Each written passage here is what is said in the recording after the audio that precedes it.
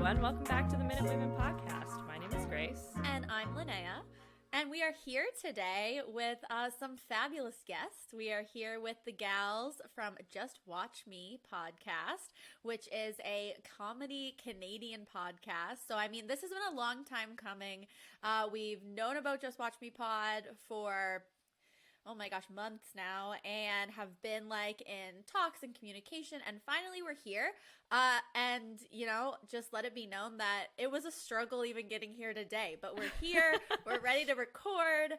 Everyone is quarantining away from each other. This is a fully separated podcast episode.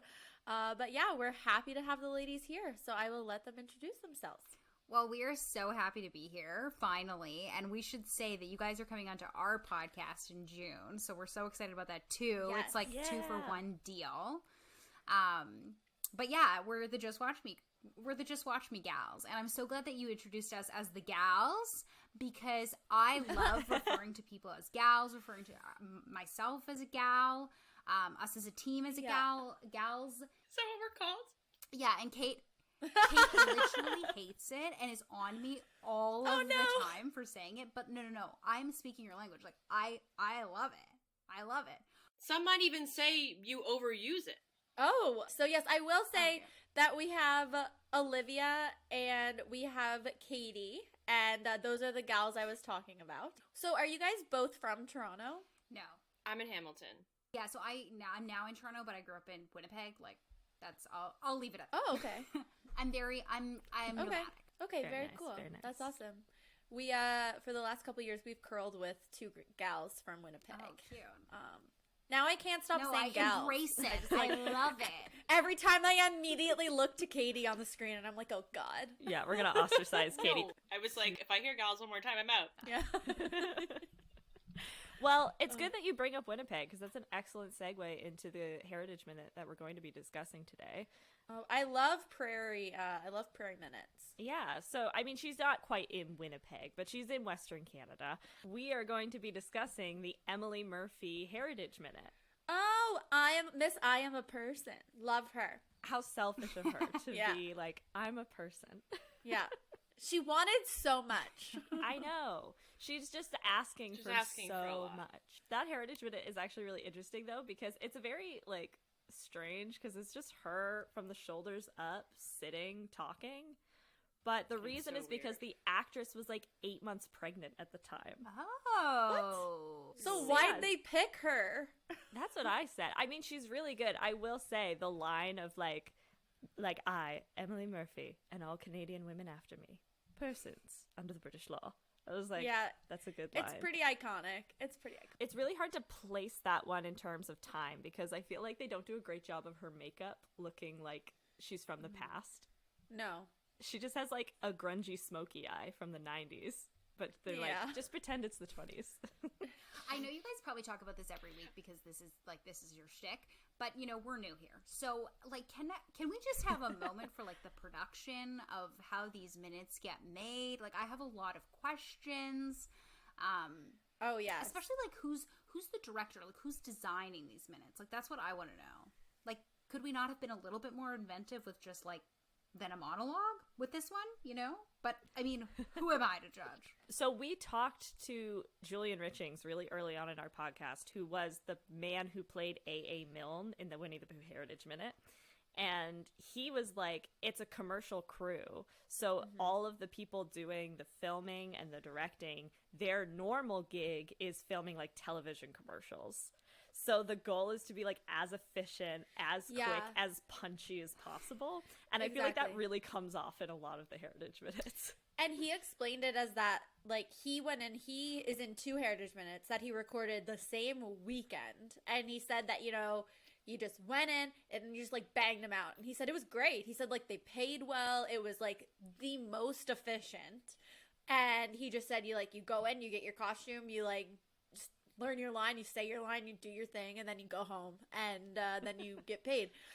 So I think, they were definitely, especially in the 90s when they were kind of, putting them out very frequently and in big dumps. I think that it was probably just like the quicker that they could get through that, the better. I imagine it as like a set, and it's like Nellie McClung's room here, and then it's like Christopher Robin and the bear like over here, and then it's like a museum. Yeah, just like a museum, and they're just like, and action and moving on. And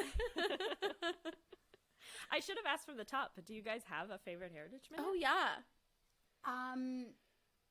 I have to think about this. I feel like the two that I saw most frequently in my youth was the like Canada means village one. Mm-hmm. oh yeah, Oh yeah, Jacques Yes, Cartier. and the other one where there's a bunch of Irish immigrants coming into the country, and they're yep, just the orphans. Irish yes, and they're just like listing orphans. last names, and they're like O'Brien, O'Donnell, and you're like, Johnson, Sir Molly Johnson. We need to keep our Irish name. And then it's like they say their names and they're like Molly Johnson, and then he's like Patrick. Is it O'Brien? no, I just completely made And that then- up. I have no idea. But then there's a third little girl, and she just goes, meh. And then they just like pan off her, and even when they do the closed captioning, like it doesn't say her name. Like they don't. Like, Nobody's sure. Nobody's sure. She was so Irish. Yeah. that they didn't even know what she was saying. Yeah. What about you, Katie? Do you have a favorite? Oh gosh. I mean, the list just goes on. Honestly, I remember seeing them, but in preparation for this, I went and watched them because I didn't really have one that stuck out in my mind. It's more that I have like the idea of heritage minutes as being a Canadian thing that we all kind of like sit with and know. Yeah. But I'm gonna be honest, like not very many of them left a super lasting impression on me. Yeah. Is that really cruel? No. And I think, and I rediscovered them just from loving your show. But I also think a lot of the like true, like amazing '90s ones, or maybe I was a little bit young for those. That could be it, too. Yeah. There are also, like, there's a couple Heritage Minutes that I love because they would not fly today on television. The Louis Riel one, they straight up hang a person. They hang a guy. And there's like, ta-da. We did The one that kind of sticks out in my mind is, like, the Underground Railroad one and Nitro one are both, like... It's like we wouldn't portray African Canadian people or immigrants of any kind of the way that we did in the 90s. Like, it's just, like, not kosher anymore. Yeah, like, let's give them some really thick derogatory accents. Yeah, exactly. But again, like, those are episodes that, like, as a kid, like, I remember seeing those all the time. And it's, like, they just kind of stick in your mind. But then it's kind of this project, this podcast, has allowed Grace and I to kind of go back and recognize how, those minutes probably wouldn't be made today, at least like they were. So, yeah. I think the Underground Railroad one is one that does really stick out in my mind, and I remember seeing that all the time. Yeah, I don't think that we would probably have it be so self-congratulatory, like, yeah, as exactly. a point of Canadian pride, which we would probably be a little bit more critical of that and maybe examine that a little bit closer. Exactly. And how that one was kind of done. Yeah, because it's very much like this nice white lady solved racism in Yes. Canada. It's also nice to be able to have these conversations, though, about the Heritage Minutes, because I'm a really firm believer in that, there are really bad parts of any history, but I mean Canadian history included. Canadian history doesn't, escape that. And it's not so much about kind of erasing those parts of history, but like learning from those and moving forward. And I think that there is something really nice about the Heritage Minutes that allows us to kind of, see what was important to the political and national pieces of heritage in Canada, 25 years ago, and to now see kind of where we have moved forward and what, like, our focus is now. Like, the newest Heritage Minute that just came out about insulin, or the one previous to that was about Oscar Peterson. Yeah. So it's nice to kind of see that growth and development. Yeah, as part of our heritage. It's part of our national And not to history. Yeah. Examining the heritage minutes can be a part of our heritage now, too. Yeah, exactly. Meta And not history. to totally change the vibe, but can I change my answer because I just remembered that my actual favorite Heritage Minute is the Laura Secord one. Oh, yeah. Oh, that's a great one. that's Lots a of falling in classic. the woods. That was the first one. Really? Yeah. That's the very first Oh my Heritage god. Minute. Yeah. Yeah, I literally remember Yeah. like watching it on TV They nailed and it. being like, So that's where the Laura Secord chocolate is from. It's a person. Like, Very cinematic. A Yeah. little more cinematic than the one we're doing today, which is just Pose. Yeah. In a chair. Yeah. a person. Do we talk about Emily Murphy, Let's suffragette, get into female it. politician, magistrate Let's person? do it. All right. So Emily Murphy is born Emily Ferguson, and she was born in Cookstown, Ontario, and was the third child of Isaac Ferguson and Emily Gowan. She was born on the 14th of March, 1868. Isaac Ferguson was a successful businessman and property owner. Emily had many prominent relatives. She had relatives in business, politics, and law, including 2 Supreme Court justices. Her maternal grandfather was a politician and newspaper owner named Ogle, cool. which I think is a name that needs to come back. Is that with an A? Nope. Like Ogle. Yeah, how's that spelled? Ogle. Ogle. That's Ogle. iconic. Interesting. I just think we got to revive it. You got to bring it back. Augie would have a rough childhood. Would have a rough time on the playground, I think. Or maybe he would, like, learn some resilience, you know? You know, at a young age. Yeah. That would be his life story. It's just like, I was bullied relentlessly for the name Augie. Why? Well, my name is Augie, so. And they're like, oh, it makes sense. And Oh, now yes, okay. I'm on the $20 bill. So Emily, therefore, grew up in a family that frequently discussed legal and political matters. So she sounds like a great time. Just like a 4-year-old being around conversations of just like voting rights and stuff. What an exciting childhood. When Prime Minister John A. Macdonald visited the Fergusons, Emily recited poetry for him. Aw, that's Aw. sweet. What a strange life. He was also probably so drunk, as we know about our research on John This A. is the Macdonald. best poem I've ever heard! Yeah, exactly. It's so strange to be a prime minister and go to someone's house and they're just like, let our children perform poetry for you. And he's just like, I'd really rather not. It's been I a think long day. that's the strangest thing about being like a Victorian young daughter, right? Like you have to Yeah. like Yeah. you're expected to like fucking do poetry and play Yeah. piano. Yeah, and so shit. like, okay, you guys, I went to an all-girls school, and this was like something we did on the regular. So like in grade 7, we had to memorize a poem and recite it at like a poetry night, and it was truly like, it was the worst. I really hated it. I always have had like a deep hatred for poetry. And maybe Emily does too. Yeah, maybe Emily hates Honestly. poetry. She's just like, I'll never write a poem again. Oh, do you think these were poems she No wrote? way. Probably No not, way. but I was gonna I'd love say. it if it were. She'd be like, the sky is blue, and so No, are she you, was like John A. doing Macdonald." Shakespeare. She was doing Shakespeare for sure. She was a high class probably. child. She To talked be about or not she talked to about be. politics at the dinner table. She's the least approachable 6-year-old ever. She'd be one of those kids now that would have gone on Ellen DeGeneres and like recited her like political findings. So besides politicians, the Ferguson children really enjoyed hearing stories from their uncles, who were both lawyers. Politics made a deep impression on Emily and her brothers, 3 of whom would go on to become lawyers themselves. As a child, Emily frequently joined her 2 older brothers, Thomas and Gowan, on their adventures. Much to the dismay of their mother, the Ferguson children were known in town as the Young Ferguson Devils. Oh. Their father, on the other hand, really encouraged this behavior and often had his sons and daughters share responsibilities equally. The one exception was in punishment, because the father would whip her brothers while Oh my god. the 2 girls' punishment is they just stand outside the door crying while this happens. So, cool dad. Oh my god. I was reading it and I was like, oh, cool. What a, like, awesome dad. He's like, girls and boys should be treated equally. Psych. Let's beat children.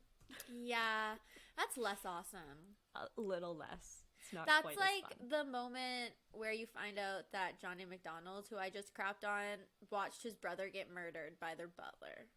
Yeah, there's always just like a little childhood trauma in there Yeah, it's not cool. that explains later erratic behavior.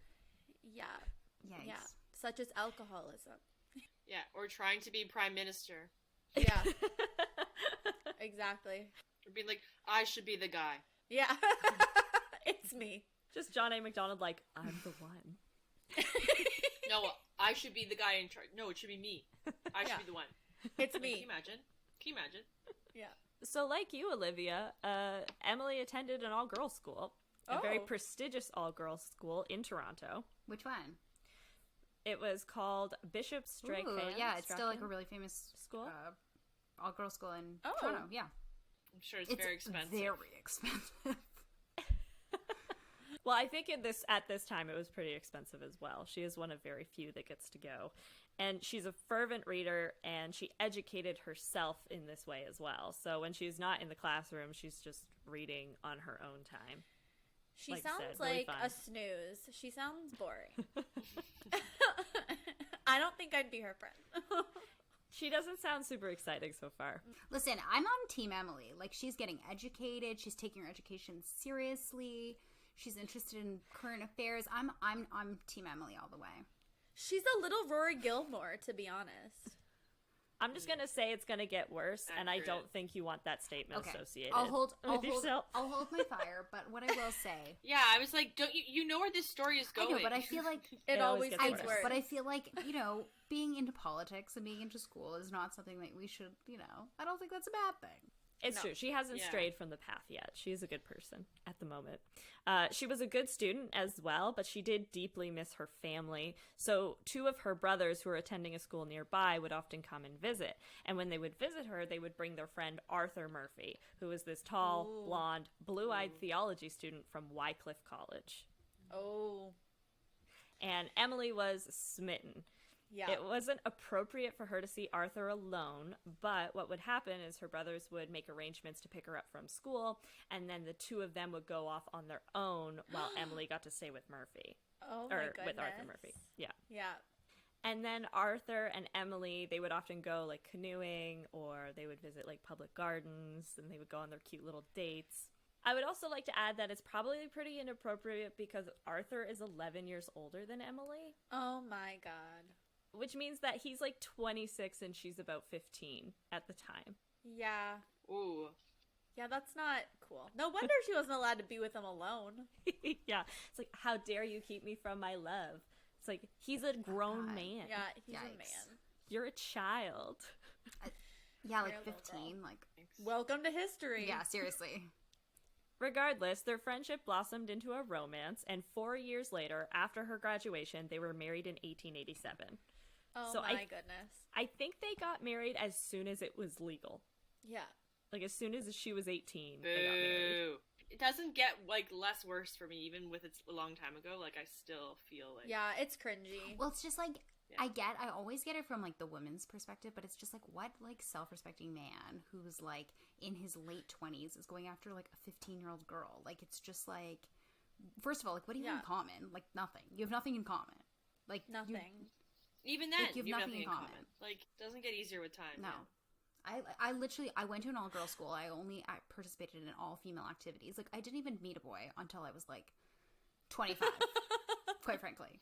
She didn't know they existed. Yeah, like, It's Yeah. like a unicorn. literally. It's like you've heard of them, but are they real? literally. So Emily affectionately referred to Arthur, who would eventually go on to be a minister in the Anglican Church, as the Padre, so which is Spanish for dad. Yeah. So she literally calls him daddy. Yeah. It's not getting better. It's getting worse. But Emily thrived in her role as a pastor's wife. She took a lot of pride in her husband's growing reputation as a preacher. Emily was a warm and loving wife. She prided herself on wearing her emotions on her sleeve, and she continued to do this when she eventually became a mother. So they have 2 daughters pretty quickly, Evelyn and Kathleen. And she felt it was far better to be honest and straightforward with her children. So she's like the type of mom that doesn't let you think that Santa Claus is Okay. real. That's a little sad. She's like, we're gonna be friends. What and a I'm gonna be bummer. real with you. It's a mistake. During Emily's 3rd pregnancy, she tripped and fell, causing a premature birth of their 3rd daughter, Madeline. Madeline never grew strong and died as an infant.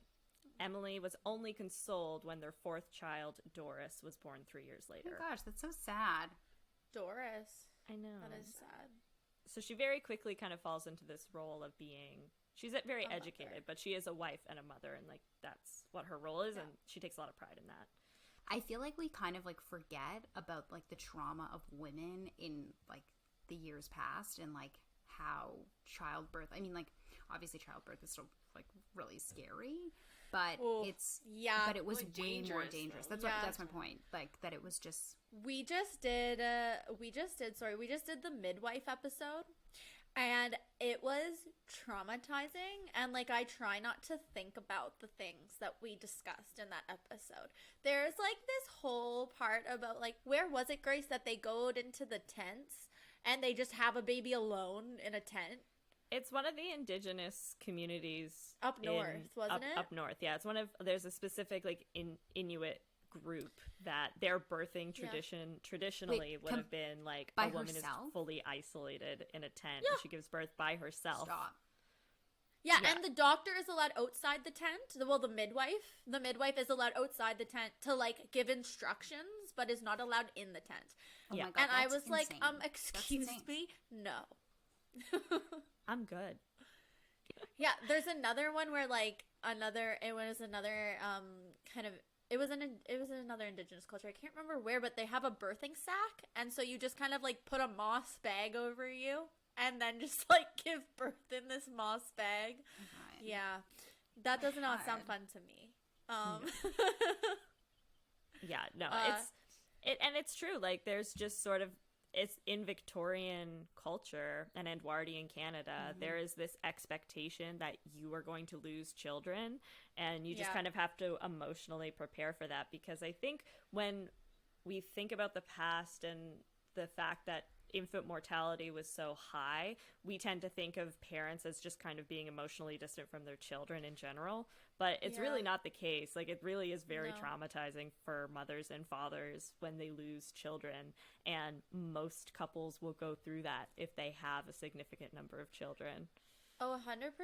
And I mean, I've like, especially with that episode, but you know, previously I've thought about it before, because I was really sick when I was born, and if I had been born even like 25 years before I was, like I probably like wouldn't have made it like as a baby. And it's just like, medicine is so cool, people. Medical advancements are awesome. It's almost like we should listen to doctors. It's crazy. Yeah, it's crazy. And like wear our masks. Yeah. So as this young family grew, so did the young nation of Canada. Emily kept pace with the times and the social changes around her. She was a believer in women taking a bigger role in society, especially in the church, given her husband's position. Once she recommended that women served on church vestries, and when she did this, the minister objected so violently that he threatened to resign if women were given the privilege. Her husband? Not her husband, but just okay. a minister present. The 24-year-old Mrs. Murphy replied, "Sir, you present us with a terrible alternative. I have no doubt, however, that we should become reconciled to your loss in time." She's just like, "Oh, that's so sad. You want to resign. I know, it's so sad." Miss you, bye. Bye.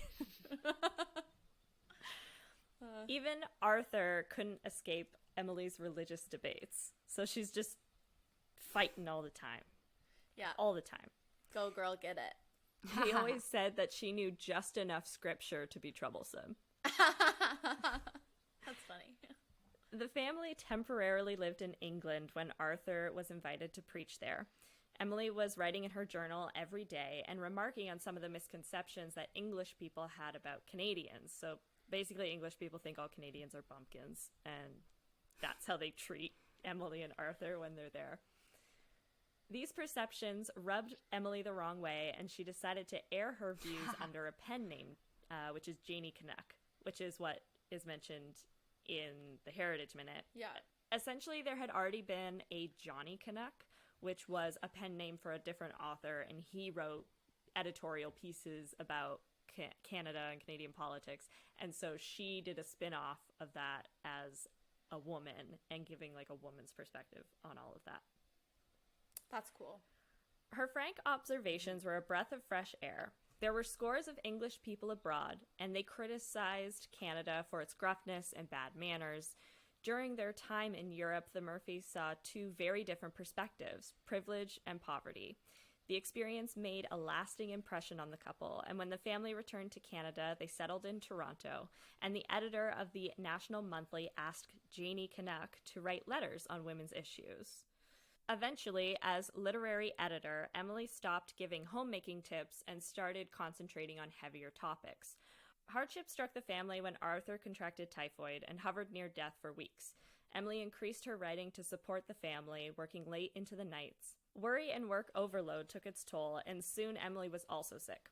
The couple was then struck with the worst blow yet. Their 6-year-old daughter, Doris, died of diphtheria, and so heartbroken, Emily poured herself into her work, writing an article entitled The Dead Child. She ended up publishing 4 very popular books and personal sketches. They're entitled The Impressions of Janie Canuck Abroad, Janie Canuck in the West, Open Trails, and Seeds of Pine. Do we know what diphtheria is? What is diphtheria? Good question. It sounds like an old-timey disease. Oh, really? Right? I know it's like an encampment disease.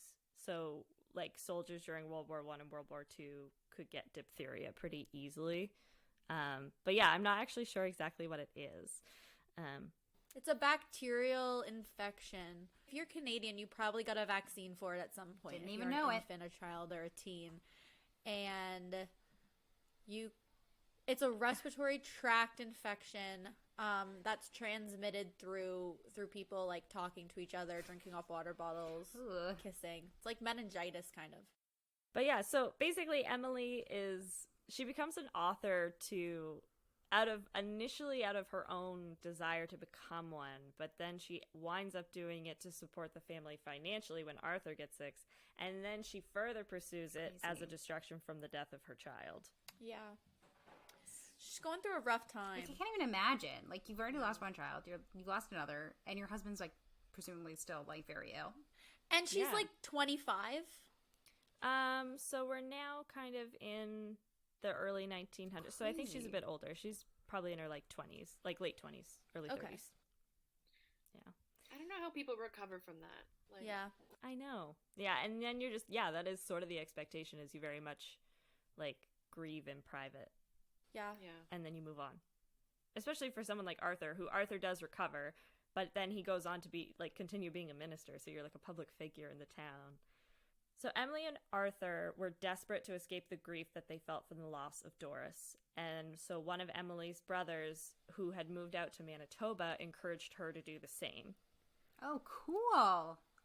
So the family left everything behind to start a new life in the prairies. Katie's like gonna kill me.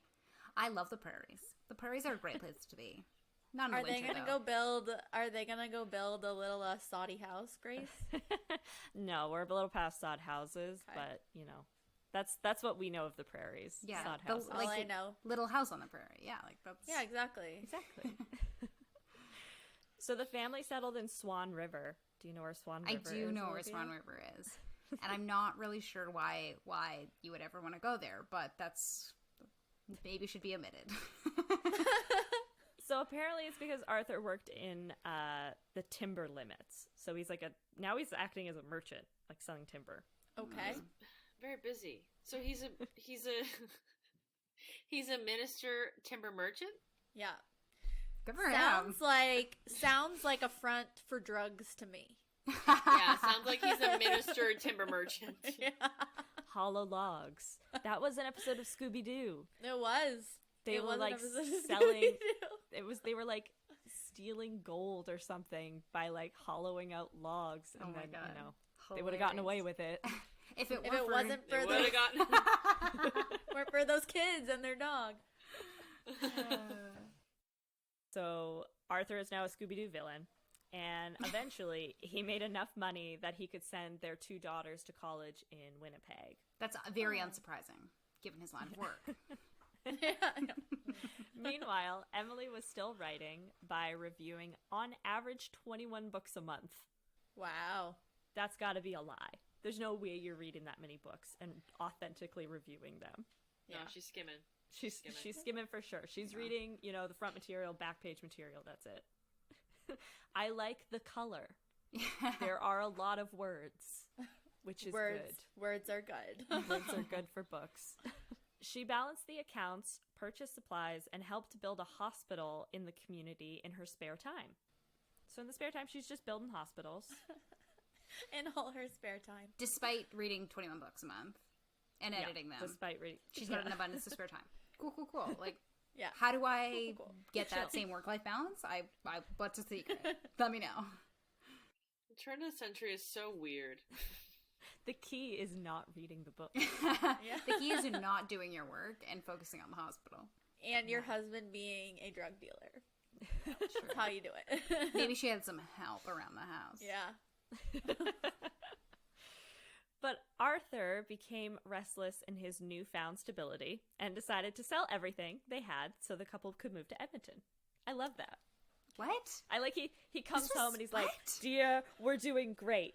Let's start all over again." Okay. Yeah. I like that they're like, I'm sick of Swan Lake. You know where we should go? No, Should cut literally. that. Someone's gonna be really mad about that. No, we have hot takes about every city. I'm going to be Oh, honest, yeah. though. Like, Edmonton's definitely a step up from Swan River. I was going to say, 100%. they're going to go to Edmonton, he's going to get tired, and he's going to be like, Scarborough. I mean, at least they have the mall. Yeah. Well, I guess they didn't at That's this true. point, but maybe his drug money helped found it. Yeah. Who could say? Oh, that's why they left, because he got caught for the drugs. Oh, Oh. duh. That's oh, why he's honey, like, we we have to gotta leave." run. We're on the Babe, we gotta land. move tonight. We gotta move tonight. Pack your things. We're going. She's like, as long as I can read on the way. I have to read all these books. Well, we've got a long journey. It's like, what, like 12, 20 hours? I don't even know how long it would take to get to Edmonton, but it's not a quick journey, so plenty of time Not for a reading. quick one. I mean, imagine they could probably take the train. Mm-hmm. Does the train run through Swan River? With all your stuff? I don't But know. they sold all their stuff. I just Oh, don't. they just sold it. Yeah. Bye. But anyways, supposedly the cover is they're going because he had entered the coal mining and real cover. estate business. So now he's a drug dealer, a minister, a coal miner, and a real estate agent. Wow. I'm exhausted just hearing that. Yeah. So by now, Emily is 40 years old, and both of her children are now adults and independent. So this is when Emily really starts getting active in organizing women's groups, and she started contacting other kind of like isolated housewives so they could meet and discuss ideas and plan projects. So I think initially it's not even politically oriented. It's just like, I need friends. Yeah. So let's get together with It's some just other a- housewives. It's just a ladies' night. Yeah. Yeah. In addition to these organizations, Emily began to speak openly and frankly about the disadvantaged and poor living conditions that surrounded their society. She had witnessed much hardship while traveling in the West. Emily met a woman who had been abandoned by her husband. The man had sold their farm and left her without a home or money, and legally this woman had no rights to property. And this was the kind of discrimination that just incensed Emily. Yeah. Well, and I think it's like maybe important here to like take a moment to like think about that, like that women had no property rights, and that if it like if your husband abandoned you, like that, like you were just like you were SOL, like that was it. Yeah. And it's just like crazy. Yeah, it's like, never mind how demeaning it is to not be able to own property. Like, think of how dangerous Nope. it is for those Yeah. reasons. Yeah, Like, exactly. when you're relying on men who are historically unreliable. Like, 100%. Yeah, and by that phase, you know, if you're now married to your husband, I mean, at best, you can go back and be a burden to your parents, but it's probably more realistic that your parents have already passed away or are not capable of taking care of you. So now, yeah, you're just purely on your own. And God forbid you have Potential. children to take care of also. Yeah. Yeah, and the chances of you getting remarried are slim to none because you have no property, you have nothing to leverage to make Yeah. yourself desirable. Oh, for sure. Oh, for sure. Yep. So because of this, Emily began to campaign to protect women's property rights. In 1915, the Alberta legislature passed the Married Woman's Home Protection Act. This gave women the right to file a caveat. This prevented the transfer, mortgage, or lease of a woman's home without her consent. Okay. So Big we're- step. We're Yeah. getting some stuff. In 1917, this was replaced by the Dower Act. it protected a woman's right to have 1/3 share in her husband's property. Emily's reputation as a women's rights activist was established by this first political victory. Fantastic. Yeah. We're Big getting moves. somewhere. Yeah.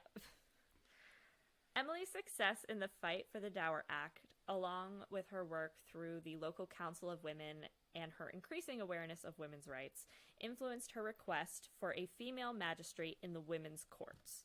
What's the women's Sorry, court? the women's court? So I believe I'm now just realizing it's like, oh, we brought on 2 law students to have like this political one or this legal. We're gonna one. have some questions. No, that's totally fair. So from my understanding of it, women would go to a separate court for their legal issues in Alberta. I don't know if it's the same in all provinces, but in Alberta, so particularly women who are labeled like prostitutes or, are committing feminine crimes, they would go to the women's Right. court. What's a feminine crime? So something like prostitution, for example, Oh, that is okay. gendered. Like, Sure. yes, a man can be a prostitute, but when you say prostitute, you think woman. Sure. Yeah. Okay. So that's largely what that courtroom deals with, are kind of like women in these questionable circumstances.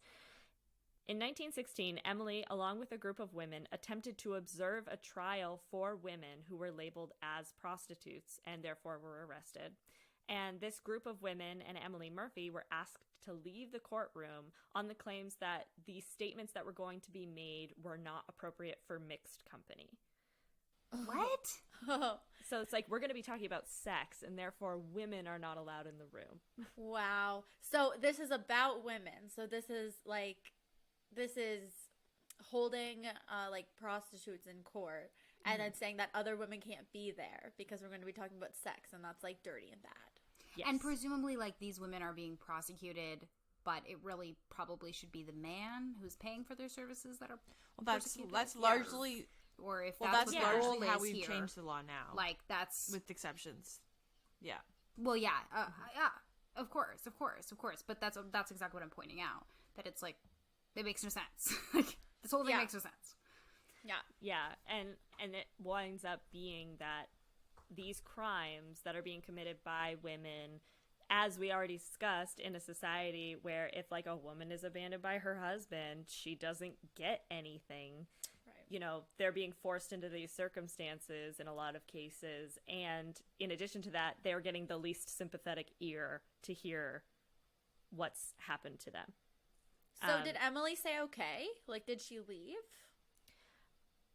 No, so this outcome was unacceptable to Emily. Yeah, okay. Okay. And she protested to the provincial attorney general. She stated, if the evidence is not fit for mixed company, then the government must set up a special court to preside over by women to try other women. Right. So now she's saying, like, women in these circumstances, if it's not fixed for men and women, then it should just be women Right. in the room. Emily's request was approved, and she became the first police magistrate in the British Empire. So they talk Whoa. about that. So she's the first female judge in So, British North America. did she go to law school? Like, Is a she lawyer? qualified? No. Oh, okay.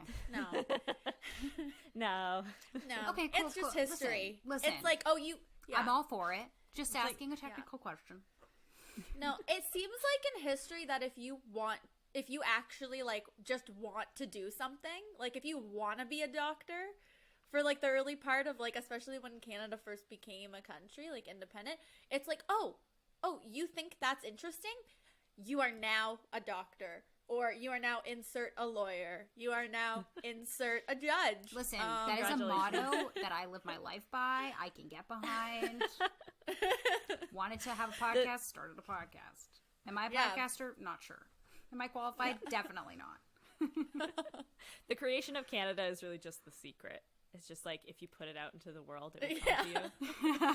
It's like, I think I want a country. I would like my own court. Can I Canada. can I be can I There have it my own is. court and can I run it? Yes.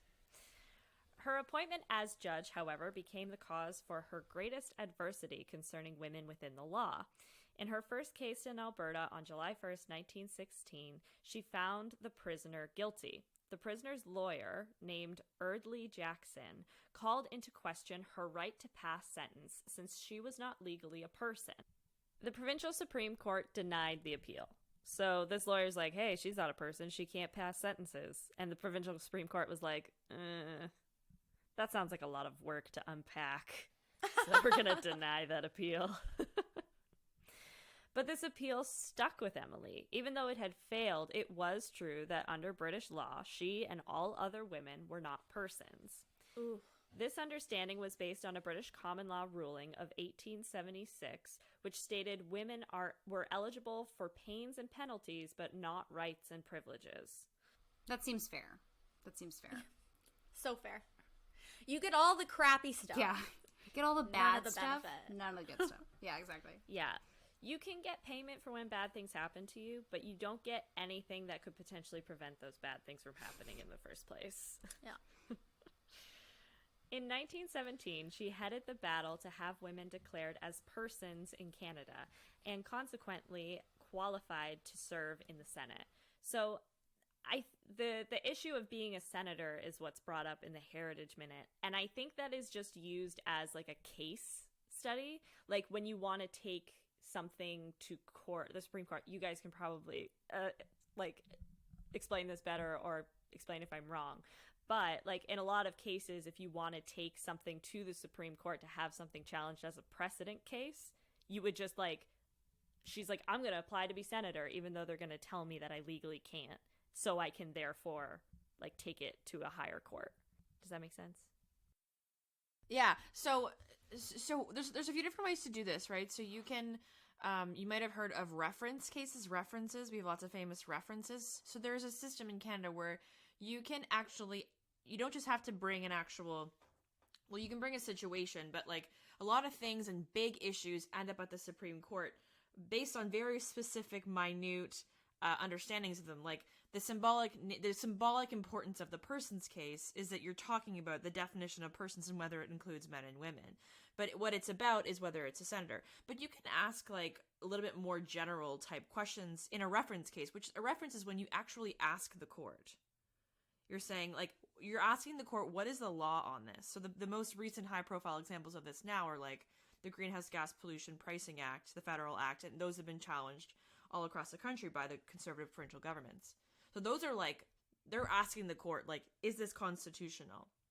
So in this case, do you know, was it a reference, or was it just, like, was it just a challenge?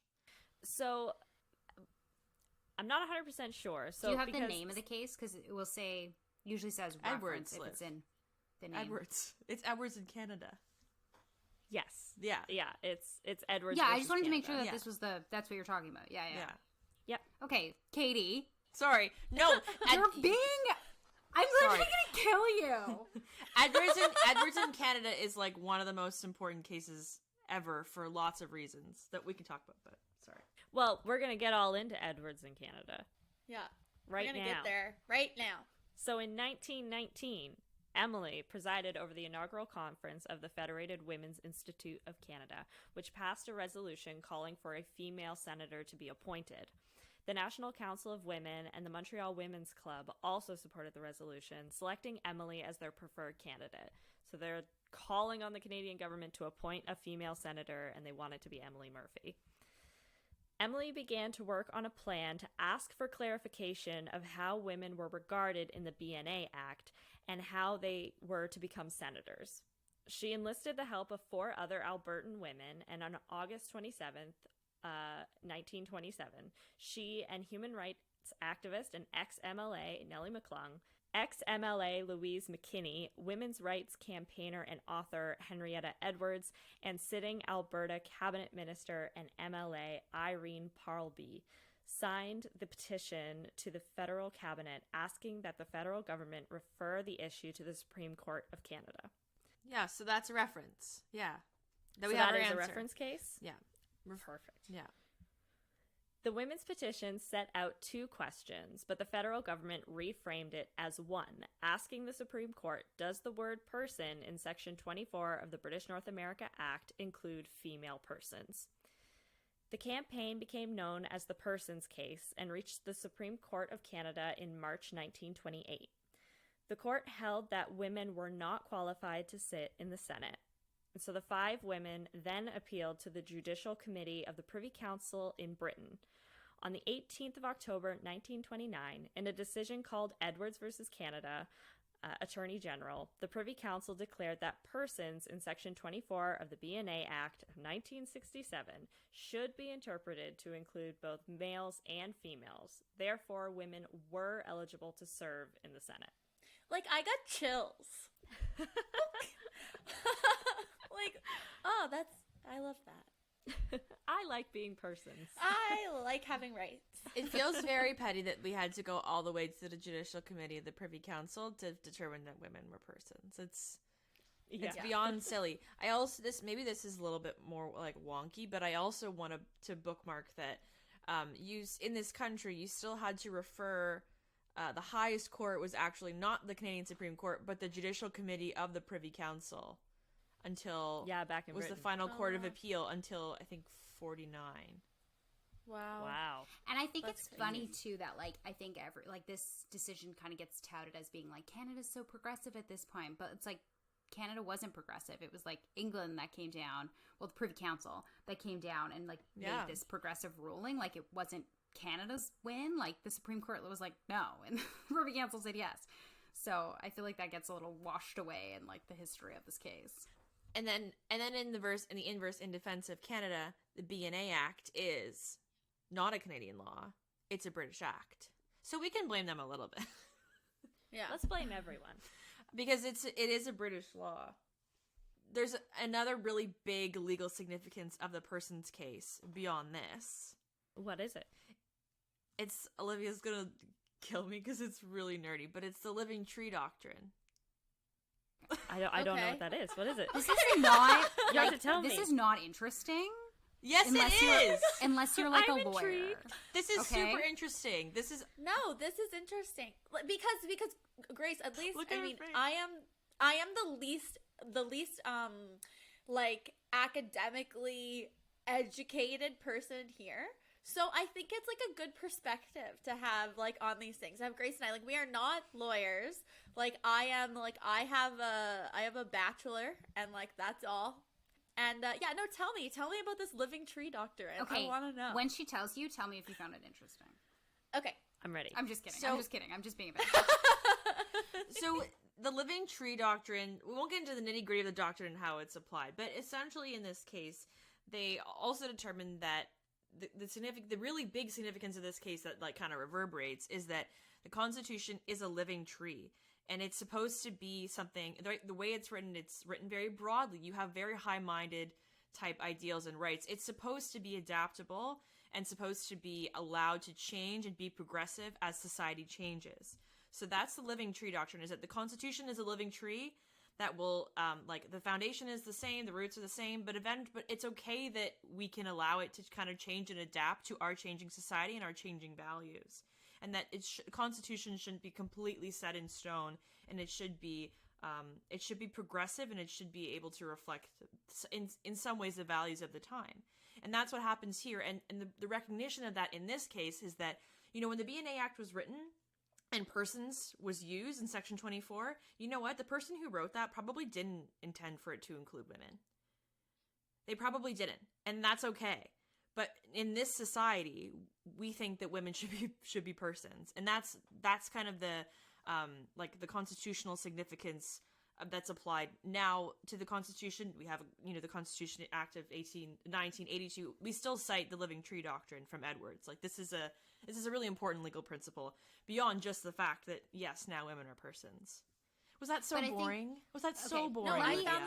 found that interesting. Let me thought that was really cool. Let me also just say that the reason why this is important to know about and be aware of is because you hear this conversation a lot in the news, especially with Americans who have a different approach to their constitution, and they take a much more literal approach of how their constitution was written, and what is in their constitution is exactly how it's written is how it should be enforced. And so it's this juxtaposition between the living tree, as Kate explained, and literally taking what did the people who are writing the Constitution mean is actually important in your own media literacy in unpacking cases. And I hope that you guys, like, when you hear, like, stories in the future, you'll be like, oh, living tree, got it. I can tear down any constitutional debate now. Yeah, Yeah. 100%. No, I love that. No, that's really cool. That's very and cool. Well, Yeah, it's like, it's allowed us to make like really important like strides in society. Like you think Yeah. of like euthanasia. Like you have the Carter case from a few years ago. We had the exact very, very similar case in the Rodriguez case come before the court. I think in the 90s, and it was completely not considered. And the people who wrote right to life never thought it meant right to choose life. They just didn't. But now we have the Carter case, and we're thinking about euthanasia and whether you should apply that in a different way. Like that's the living tree, right? That's us now in 2014 coming back to this situation in Carter and going a completely different way than we did in Rodriguez. And the living tree allows for that. despite this ruling, Emily never actually served in the Senate. So I think that's something that doesn't really come out in the Heritage Minute. They kind of show her sitting in quite like a regal seat. And you're like, oh yeah, she's the senator now. It's like she was never a senator. Because when this ruling passes, there's no open seat on the Senate. So they can't just appoint her. The next time there was an opening, they did appoint a woman, but the seat was in Quebec. So the first woman that was actually appointed to the Senate, she was a philanthropist, and her name was Karen Wilson, and this was in 1930. And then there was one other opportunity where Emily could have been appointed to the Senate, and it was in Alberta. However, the previous senator who died, he was a Catholic, and Emily was Protestant, and that was a really tricky balance to maintain an equal, or at least semi-equal number of Catholics and Protestants on the Senate. And so Emily was looked over for a Catholic man who, his name is Robert Burns, and he was a meat packer, and he was appointed to the Senate instead of Emily. What a slap. And then by that point, there was never another opening in her lifetime. But was that like socially accepted? Was it like, oh, but you're Protestant, so like, Yeah, oh yeah. No. I mean, it was very much, she was, we'll get into it a little bit later, but she was very hurt by the fact that she was overlooked. But it was also like, that is the biggest divide in society at this time, is like divides between Catholics and Protestants and having to try and maintain those. I guess like the biggest divide between people that were considered appropriate to be on the Senate was between Catholics and Protestants. a big divide there. So Nellie has a really diverse career that I think we really wind up focusing on her women's rights campaigns, but she was kind of like the first Nancy Reagan. She initiated like the first war on drugs. She was very opposed to narcotics, and in her views and many other views on drugs, she believed that they were deeply interwoven with racial issues happening in Canada, and that's because Emily Murphy, like a lot of people, was a big old racist. In her series, Janie Canuck, part of that series, she wrote something called The Black Candle, and it used extensive anecdotes and expert opinions.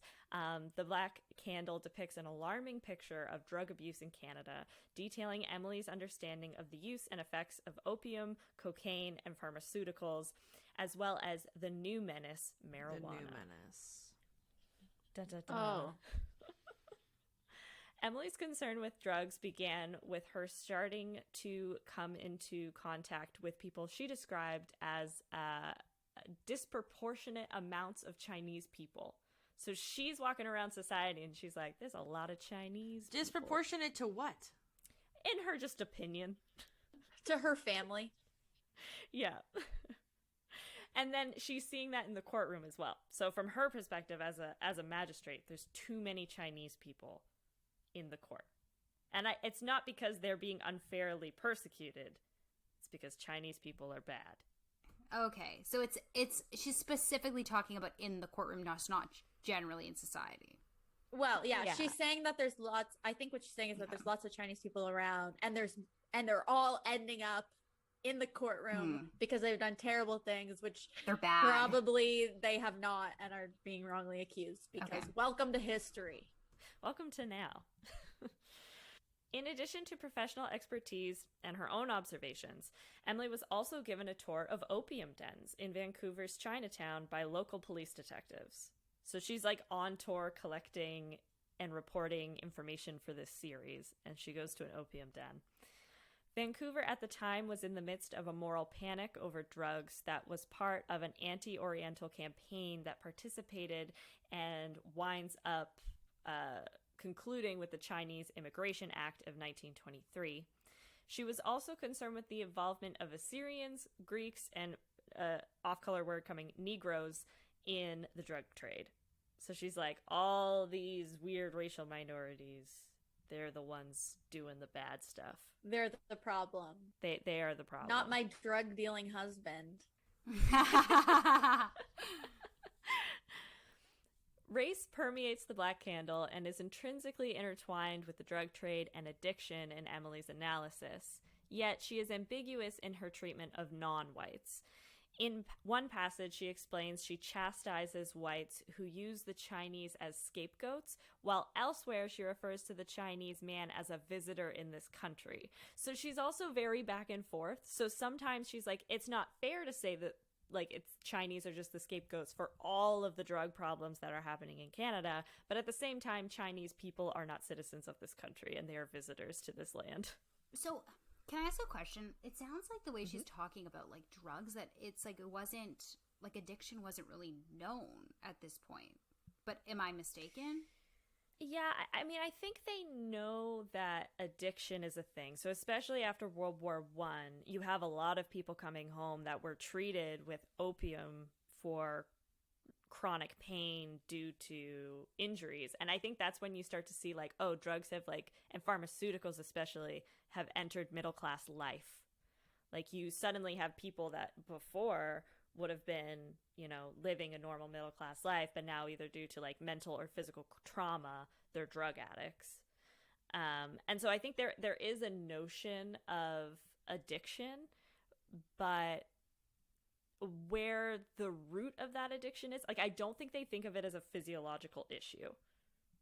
It's just like this person, they can overcome this through kind of mental fortitude and strength. It's like a moral failing, which is still how exactly. like war on drugs folk still see this, right? Mm-hmm. Yeah, exactly. And that's very much how she is really talking about this in the same rhetoric of a war on drugs. So like she doesn't see, you know, it's the drug addiction that is the scourge to society. It's not Chinese people, but the drugs are intrinsically linked to the presence of the Chinese people being here. So she kind of walks this weird fine line between blaming the Chinese people but not blaming them for the appearance and rise of opium in Canada. She did see that drugs victimized everyone and members of all race perpetuate the drug trade. At the same time, she does not depart from the dominant view of middle-class whites that at the time races were discrete, biologically determined categories and then were naturally ranked in a certain hierarchy. So certain races are going to be more inclined to being influenced by drugs versus other ones. Race is complicated. That's a lot to unpack. A little problematic, to say the least. And she's not alone in this, right? Of the famous five of the Person's Case, they all have some serious baggage. Oh, Nellie McClung, like, she's all about eugenics. Yeah, she's like a eugenicist. Yeah. I went to a Person's people, we still have them in the legal community. Like, I went to like a Person's Day, because Person's Day is like a holiday. It's not a holiday.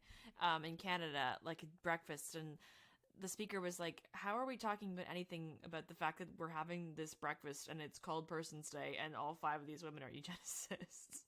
And it had made for a very uncomfortable brunch, but it was kind of like, yeah, why are we all here? And why are we calling it this? As No, you're it was- eating it your was great. poached eggs, you're like, Yes. oh. It's like, There's got to be another way that we could like celebrate women in the legal field. But Yeah, and but it's it's true. like- Like, I think it's a very common attribute of WASP society at this time. Like, this is just the dominant view and it's the norm. It's not to like say that you should swipe it under the rug, obviously, but it's not surprising that all 5 of the women who had the access to resources to defend women's rights in Britain had the financial and educational resources to do so, also prescribed to these, what at the time were viewed as progressive views of race, which was that we can scientifically categorize race and then make judgments from that. Like, I guess, like, it's always complicated, and I wonder if there's, like, a better, well, sort of like what you said, it's like there's a better way that we can deal with, like, the successes with and separate them from the people more. Like, you know, maybe we need to like get rid of that conversation but talk about the case, like, you know, like it's complicated, and it's like would be great, or maybe we just have to talk about it together. Like, maybe that's the important part, that we talk about it together and we don't separate the two, and we say like, this is the good and this is the bad, and let's keep talking about the bad, because the bad is kind of important too, you know. Yeah. I don't know. And I think it always comes down to great human achievements are always accomplished by humans. Yeah. And humans are very complicated, and humans aren't flawless individuals. And again, it's not to like write off those bad things, but you can't idealize those people to the point that they don't have flaws. Yeah. And so it's important to talk about those things. And maybe we don't have to idolize them as much either. Like, we can talk about the accomplishment, we can talk about the case, but we don't have to talk about the famous 5 as these great heroes, because they have serious problems. Like the fact that they were racist and eugenicists. Yeah, and like I was touching on earlier, it's about like not erasing uncomfortable parts of history, but just like moving forward and learning from those, and saying, you know, the group, like this famous 5 did a lot of really incredible work, especially for women, but yet there were a lot of major flaws and shortcomings too to their thought process. And as long as we can recognize that and say like, yeah, that's wrong, I think that helps us like better kind of understand the importance of them in history. So Emily Murphy has these perceptions of race, which then kind of extend into this new trendy science of the day, eugenics. She supported ideas of selective breeding and compulsory sterilization of those individuals who were considered mentally deficient. She believed that the mentally and socially inferior reproduced more than human thoroughbreds, and appealed to the Alberta Legislative Assembly for forced sterilization. So in the petition, she wrote that mentally defective children were a menace to society, an enormous cost to the state. Science is proving that mental defectiveness is a transmittable hereditary condition. And they were like, hell yeah, this is a great petition. No. We love this. And so that's what leads eventually to the Sterilization Act in Alberta. So it's the Sexual Sterilization Act. It's not repealed until 1972, and thousands of Albertan men and women are forced to be sterilized under this act. Nellie McClung was also part of this act being put in place. And of course, a disproportionate number of those thousands of people who are sterilized were Indigenous women specifically. Yeah. Which is... Wait, but why are the women being sterilized? Because, like, that's, like, really, like, inhumane. And it's, like, for men, it's like a, you know, that little snip. Like, why would you pick the women? Like, why? Well, what kind of sterilization are we talking about, right? Like, vasectomies are a quick snip, but, like, what were they actually doing? I don't think it's chemical castration. I to be honest, I did not look into the details of how they sterilize Why people. would you? Why would you? Yeah. Either way, this episode is already hard enough. Yeah, uncategorically terrible. Sorry. Yeah, no, and it's definitely a big part of the reason that they sterilize women is because there's the perception in this time that women are more sexually deviant. Yeah, exactly. So specifically Indigenous women, it's a huge connotation that they carry in a lot of academic circles, is the idea that Indigenous women are the worst thing that they can do to impact society is through their kind of like sexual looseness. Ugh. which is great. And by great, I mean terrible. So, kind of reverting back to her senator career. So she's really deeply hurt when she was not nominated for the Senate the second time around. And she basically knew at this point that she would never be on the Senate because she's 63 at this time. She resigned from her position as a police magistrate this year. So she's like so hurt that she's just like, I'm done. There's nothing else for me to achieve. I'm going to retire. Over the years, she served as an executive on 40 different organizations, but it was her humanity and compassion in the courtroom that lawyers and clerks most admired. It seems Emily had a premonition of her own death. So this is the weird, strange last category where it seems like she knew she was going to die the day she died. This is not where I thought we were going. There's always a weird last twist. She was getting sick with increasing frequency. In December of 1932, she wrote a farewell letter to her family that she locked away in a safety deposit box. On the day of her death, which was October 26, 1933, she dropped into the police court in time to hear the last case before noon's adjournment. Former opponent, Eardley Jackson, so this was the guy that was like, she can't pass sentence because she's not a person. So this guy is still a lawyer. And he got up and announced to the court that they were all honored by the presence of Mrs. Emily Murphy, police magistrate and judge. So he like stops the court so everyone stands up and like acknowledges her presence.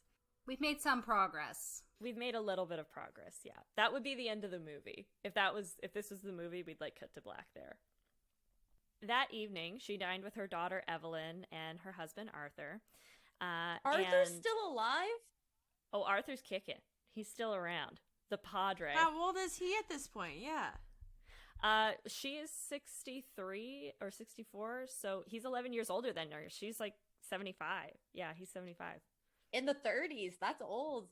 That's old. Yeah. And Linnea, you'll probably appreciate this, but in a weird Heritage Minute crossover, Arthur's friend was running late so that they could go watch the Edmonton Grads game. Oh. It's like an all-women's basketball team. They're like the most winningest basketball team ever in history. In the whole world. Men's, women's, globally, yeah. And so Arthur is like running late for this, and so eventually he's like, all right, bye, finally I'm going to see the basketball game. So before she went to bed, she asked Evelyn the score of the basketball game because it was on the radio. And that was the last conversation Emily Murphy ever had. Wow. And then Emily Murphy died in her sleep that night at the age of 64. That's such an epic last day. It's like she knew it. It would be funny if that's what she was doing every single day, though, just in case. Oh, yeah. It's just like, I better go somewhere so people can acknowledge me. So people can tell me how great I am. So the city of Edmonton and the country of Canada mourned her loss. Former Prime Minister, or current Prime Minister, I guess, R.B. Bennett sent a letter of condolence to the family. At the wake, 2 prostitutes placed roses in her casket, which the family chose not to remove. So they let them. Some progressive steps. Good, good. In a letter to Evelyn, Nellie McClung wrote, "Sometimes in school, a very industrious pupil who has excelled the others is allowed to quit at noon, and it seems to be the case with your mother." So basically saying that, like, she did so well that she was allowed to quit school early. Oh. That's why she went before her time. Yeah. That would be a special letter for her daughter to receive. Mm-hmm. But now, like, in, like, whatever, 2021, it does seem crazy that someone could die in their sleep at, like, 65. As a final piece, so Arthur is beside himself with grief. As he was should just be. inconsolable. As he should be. Absolutely. They've been together since she was 15. She's 65. You know, they've. I watched you grow up. Oh, God. Oh, God. Ew. So eventually, because he just can't be in Edmonton anymore, he has like too many memories associated with Emily, he eventually moved to Vancouver to be with his 2 daughters. Arthur lived to the ripe old age of 92, living 16 years past Emily. Wow. So he lived almost into the 50s. Yeah. And that's funny because, like, 30s is still the past. But then, like, once you get kind of, like, late 40s, the 50s, you're like, oh, this person, like, lived into the modern day. Yeah. That's Yeah. really strange. And what do her But yeah. daughters do? Like, are they alive? Today, I'm not sure if they're still alive today. It would surprise me if they were. I think that, I mean, they were well-educated middle-class women, but I don't know if they did anything in particular of note. I didn't see any kind of note that they, went on and followed in their mother's footsteps or what have you. I know Evelyn, at the time anyways, Evelyn is not married and Kathleen is, so Kathleen has a husband and children. Okay. But maybe Evelyn was a spinster going around, who knows? I always think it's like interesting to like look up then the descendants and like see where people are. I don't know why, but I was just like so into that and like find their Instagram. I'm like, what are they doing? Well, yeah, like Tommy Douglas is like the grandfather of like Keith or Sutherland. Yeah. So like, weird. There's just really bizarre connections. Liv, are you talking about looking at Margaret Trudeau's kids' Instagrams? Remember, you're obsessed with them? Oh my god.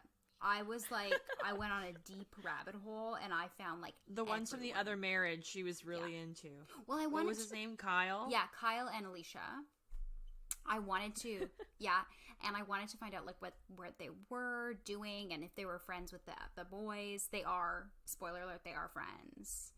Yeah, it's all good. And Alicia, and I tagged Alicia in one of the pictures, or I tagged Margaret or something, and she liked it. So we're basically best friends now. So I'm very jealous.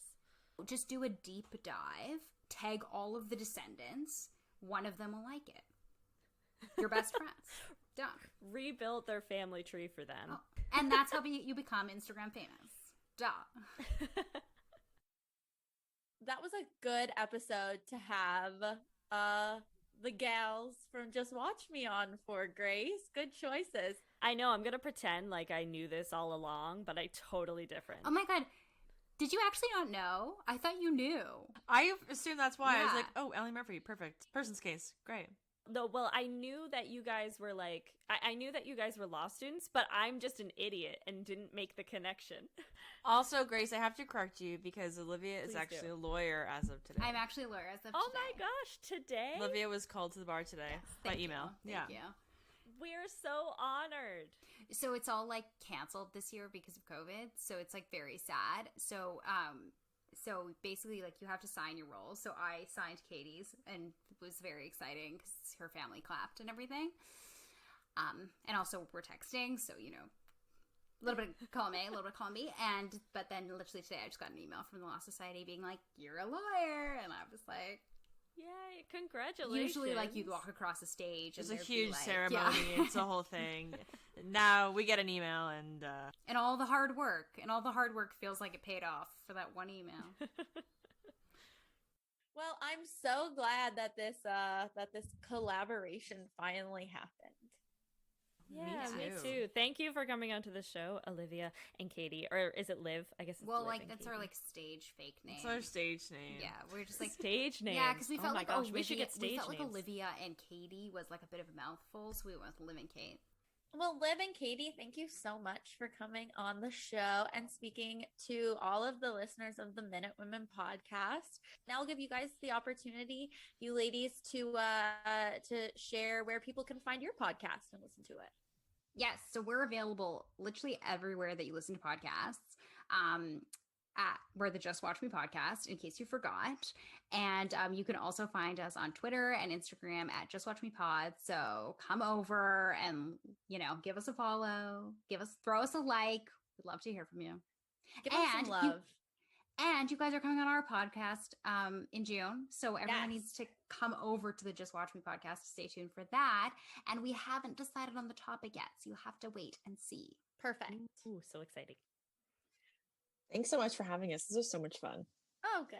I love getting to talk with the person's case. I know Olivia isn't as enthused, but I love any chance to talk about it. This That is was the difference awesome. between me and Kate. Like I am like, I went to law school with a very specific goal in my mind. I'm an entertainment lawyer, but like Katie like loves the law. Like Katie, No, like, I don't loves love the law. No, I'm not like nerdy, She's but lying. No, you are. You are, and it's okay. Embrace it. Like she's genius, super smart, and I that's like you know, the law. I No, like she- the law. loves it. She loves it. She loves it. See, that's the thing. I feel like in our corresponding relationship, I am the Kate and Linnea is the Liv for sure. Because I love history and I could do like these really awful nerdy deep dives in every single episode, and Linnea is a good Reins person you in. to ground Yeah. me and like let's get back on to the topic. Yeah. It's like so natural now. I just like yeah, come like I can on just like back. feel it. I'm like, and we're back. We're here. You really need that person. I think that's probably the breakdown with us too. Yeah. I'm like, let's do the Walkerton water crisis, and she was like, I don't think we're gonna do Maybe not. And I was like, no. it's fascinating, it's environmental, it's health, it's all these things. She's like, we're not doing that. Like Katie, our most popular episode is about Shania Twain.